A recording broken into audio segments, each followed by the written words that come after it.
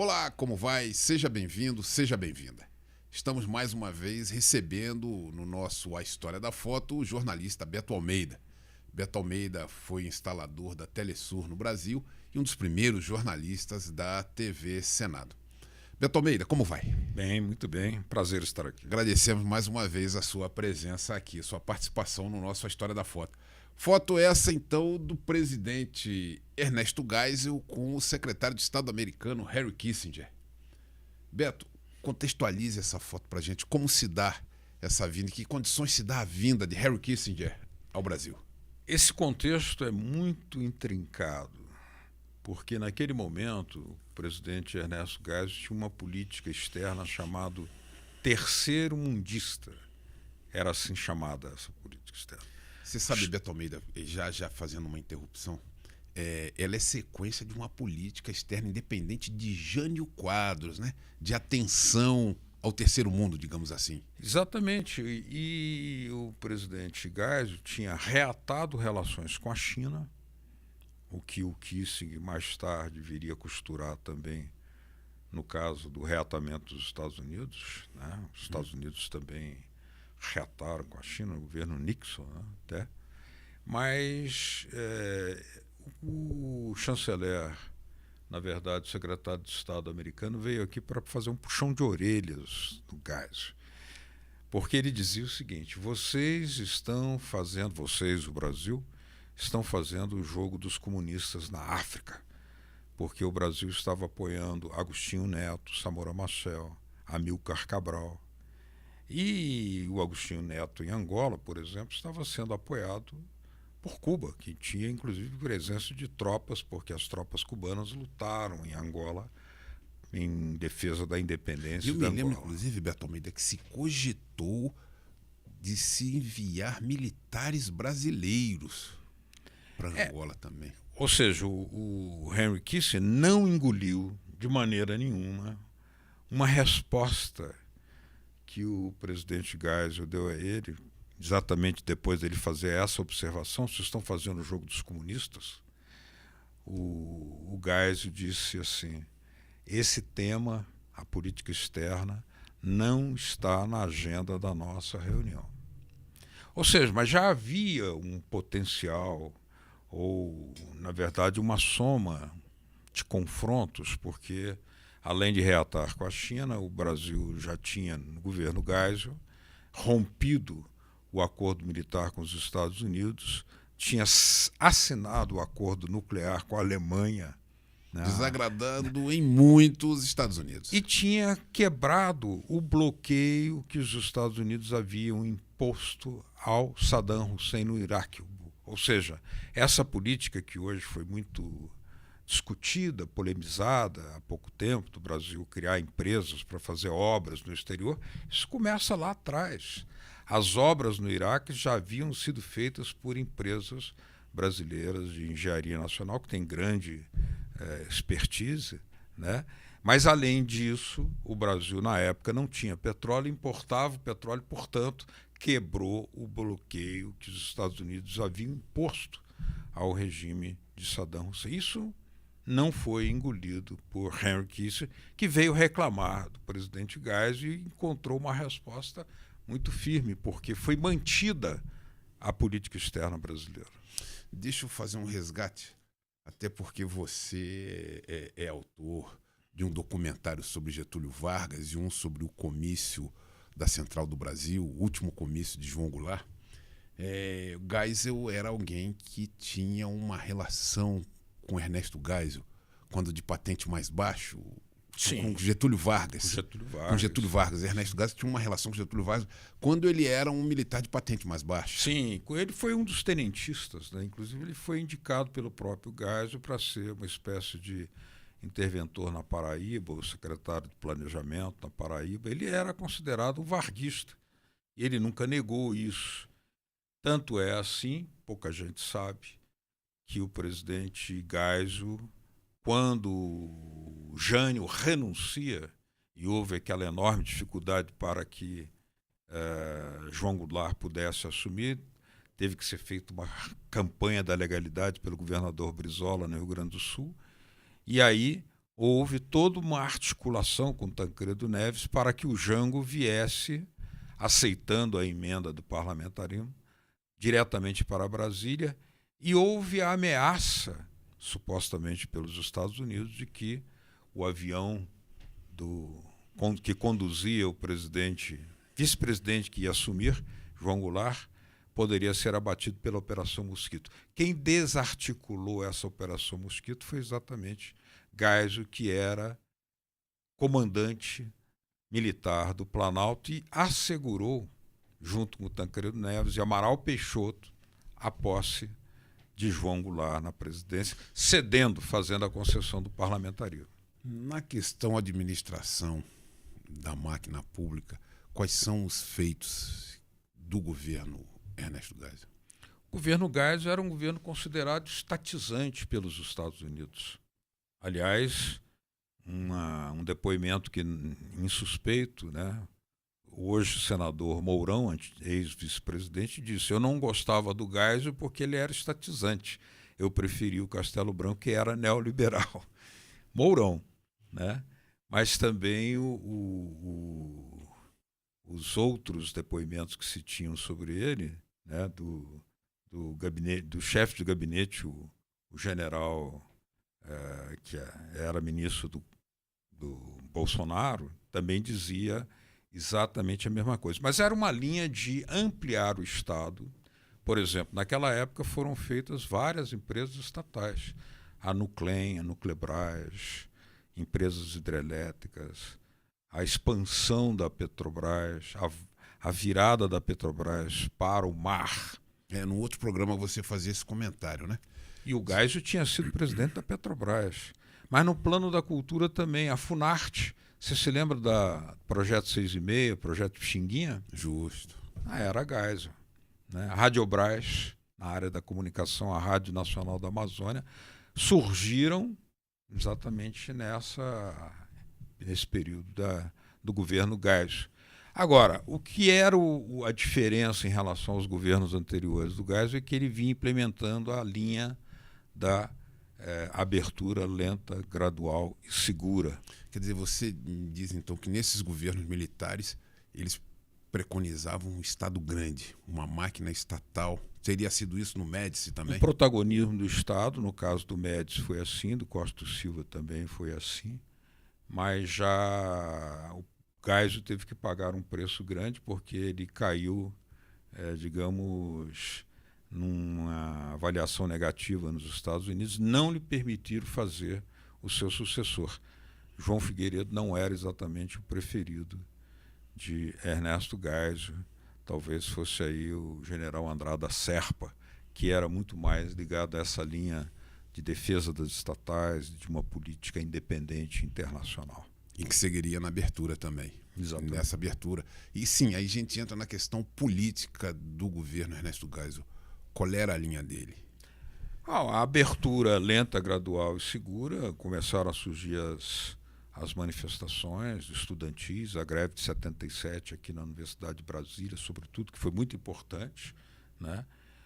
Muitas outras manifestações, mas havia um processo de, por exemplo, ele mudou um dos decretos, um dos pontos do AI-2, permitindo já a volta dos partidos que já no governo de Figueiredo, né, a retomada do PTB, que acabou ficando nas mãos de Ivete Vargas por uma operação do bruxo Golbery, tirando aquela sigla mágica de Getúlio Vargas das mãos de Leonel Brizola, que chorou copiosamente, mereceu até um dramático poema de Carlos Drummond de Andrade. Eu vi o homem chorar por 3 letras, PTB. Bacana. Deixa eu lhe dizer, posso dizer que Geisel ele fazia um movimento de abertura e depois fazia um movimento de agrado aos mais radicais. Então ele fecha o Congresso e aí ele afasta Silvio Frota. Será que aí ele cria o senador biônico?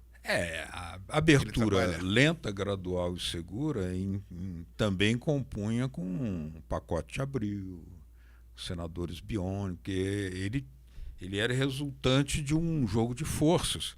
Ao lado dele tinha Silvio Frota, que o chamava de comunista. Vamos lembrar que João Goulart, em 1975, 76, teve comunicações indiretas com o presidente Geisel e cogitava voltar até para ser preso.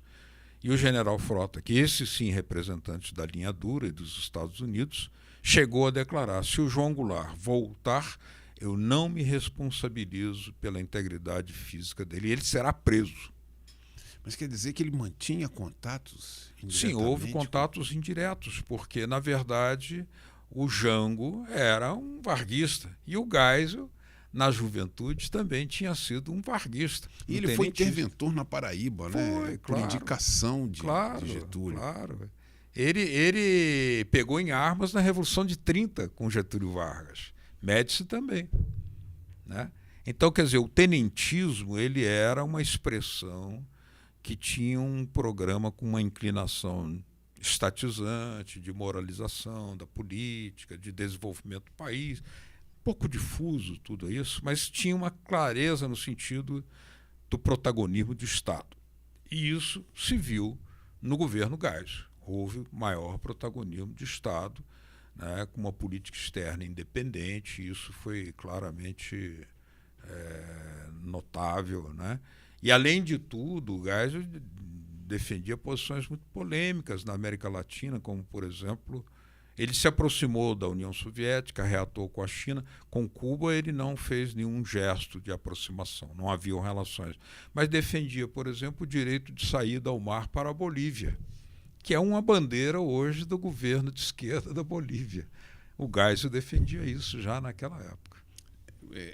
Voltando à foto, mas antes até de voltar à foto, você foi jornalista de economia também, em jornais do Rio de Janeiro. No governo do Geisel, quais são os sinais de economia? Quais são as características? Qual foi o perfil? Havia uma combinação. Era uma situação muito difícil, porque havia uma enorme dívida. Os governos militares contraíram dívidas no exterior, porque havia abundância de investimentos, e realizaram grandes obras aqui. Itaipu, Tucuruí, muitas hidrelétricas, ou seja, essa expansão energética, que é basicamente estatal, o polo petroquímico de Camaçari, isso é da era Geisel. Isso são questões da infraestrutura estatal. É uma continuidade do programa de Getúlio Vargas, nós podemos dizer, porém com uma linha política autoritária. Né? Getúlio expandiu o Estado, Volta Redonda, Petrobras, Eletrobras, IBGE, uma série de... Paulo Afonso. Quer dizer, o Getúlio fez a base fundamental da economia estatal brasileira, e o Geisel continua essa linha, porém já num momento em que na linha política havia muito mais restrições, né, do que naquele momento. Mas começa a haver o processo da abertura, lenta, gradual, muito lenta, por sinal, porque ainda havia presos políticos.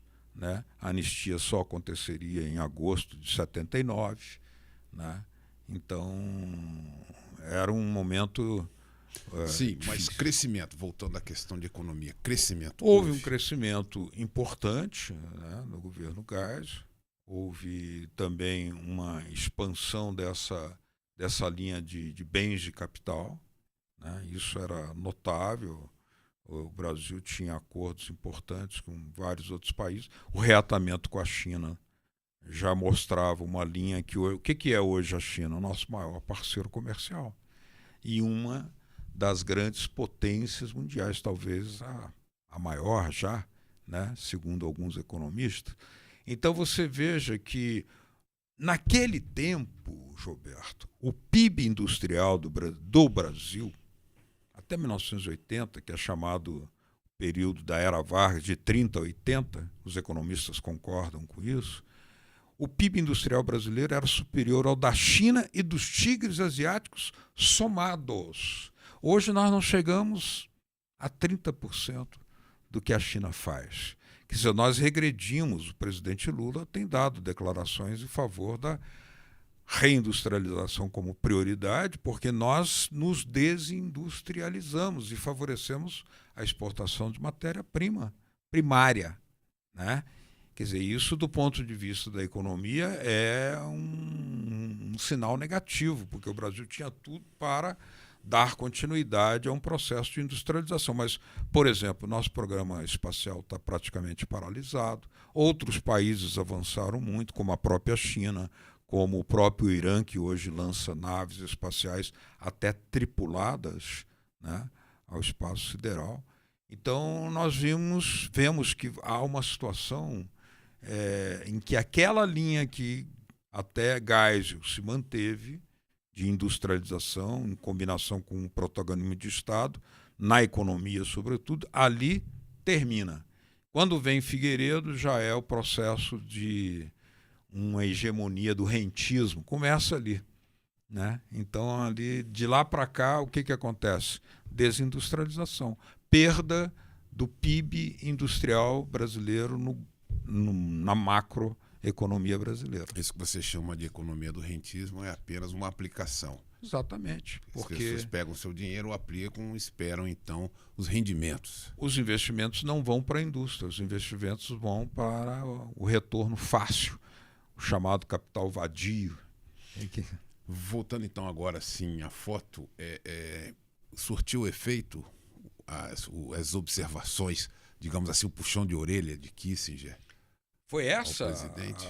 Porque chegou um ponto que houve uma reunião muito tensa após esse encontro do Kissinger com o Geisel, quando ele reclamou que o Brasil estava fazendo o papel dos comunistas na África, e o Geisel teve que chamar uma reunião de Estado, né, do Conselho de Estado, e o ministro Silvio Frota fez uma denúncia de que havia muito comunista na política externa brasileira no Itamaraty. E o Geisel pediu, então, ao chanceler Azeredo da Silveira, o famoso Silveirinha, que explicasse aquilo, né? Como é que ele respondia? Aí o Azeredo disse uma frase que ficou muito conhecida. Olha, é só o ministro me apresentar pessoas tão inteligentes, tão competentes como as que eu tenho, eu faço a substituição, porque os que estão lá são muito competentes e muito inteligentes. Você me fez uma observação. O Brasil atendia, com 64, o Brasil praticamente atendeu, e depois vem a Argentina, o Uruguai, Peru, Bolívia, atendeu aquela direção que os Estados Unidos davam de banir o comunismo no continente, evitar a chegada do comunismo. Quer dizer, até aí, os Estados Unidos estariam satisfeitos. Os países, seus satélites do continente sul-americano estariam atendidos. Mas você me faz um comentário, numa outra oportunidade, de que eles estavam preocupados já então com o desenvolvimento do Brasil. Que Henry Kissinger estava preocupado que o Brasil se tornasse um Japão, digamos assim. A segunda declaração mais forte que o Kissinger fez em relação ao Brasil foi: nós, Estados Unidos, não permitiremos o surgimento de um novo Japão abaixo da linha do Equador. Era claramente uma referência ao Brasil. Tinha todo o potencial de crescimento industrial, de tecnologia própria. Nós tínhamos empresas estatais de computadores, a Cobra, criada no governo Geisel. Nós tínhamos o desenvolvimento das tecnologias de agropecuária com a Embrapa e a Embrater, foi desse período dos militares, né? Teve grande impulso também no governo Geisel. o desenvolvimento da petroquímica no Brasil, né? De vários, a Petrofértil era uma empresa estatal criada no governo Geisel também. Quer dizer, então o Brasil dava sinais de alcançar um nível de independência muito forte, a Embraer, tudo isso, que incomodava os Estados Unidos, que não queriam ter um concorrente abaixo da linha do Equador. Por isso a declaração do Henry Kissinger: não permitiremos o surgimento do novo Japão abaixo da linha do Equador. E aí subentende-se que os Estados Unidos partem para determinadas sabotagens. Por exemplo, a sabotagem da dívida, a sabotagem dos juros da dívida. Houve uma elevação exponencial da dívida externa de tal forma que a dívida que o Brasil já havia contraído ficou impagável, incontrolável. E, através disso, eles conseguiram impedir que o presidente Geisel fizesse o seu sucessor, porque Figueiredo não era exatamente o sucessor do Geisel. Era outra linha. Tá certo. Por exemplo, Figueiredo vem da família Euclides Figueiredo, Era o pai que dele, em 1932, né, se levantou em armas na chamada Revolução de 1932 constitucionalista, que, na verdade, ali havia o interesse também de evitar a estabilização do governo Geisel, do governo Vargas, que estava fazendo auditoria da dívida externa brasileira, e os bancos credores eram todos ingleses. Por isso os ingleses apoiaram aquele levante. Então ali a família Figueiredo era contrária a Vargas, portanto Geisel, como um varguista, podemos dizer assim, né, claramente, em espírito, em linha política, em protagonismo de Estado, era uma linha completamente oposta àquela que Figueiredo isso impôs. Então ali houve muito, realmente, enfraquecimento das políticas industriais a partir de Figueiredo. Tá certo. Queríamos agradecer ao jornalista Beto Almeida pelas considerações que faz a essa foto em que o presidente Ernesto Geisel recebe o secretário de Estado americano Henry Kissinger. Beto Almeida, muito obrigado. Eu que agradeço. A história da foto é uma jogada muito boa, pegada boa, dá muito pano para manga. O seu comentário, esse também é interessante. Agradecemos a você que nos acompanha e o aguardamos para um próximo A História da Foto. Muito obrigado.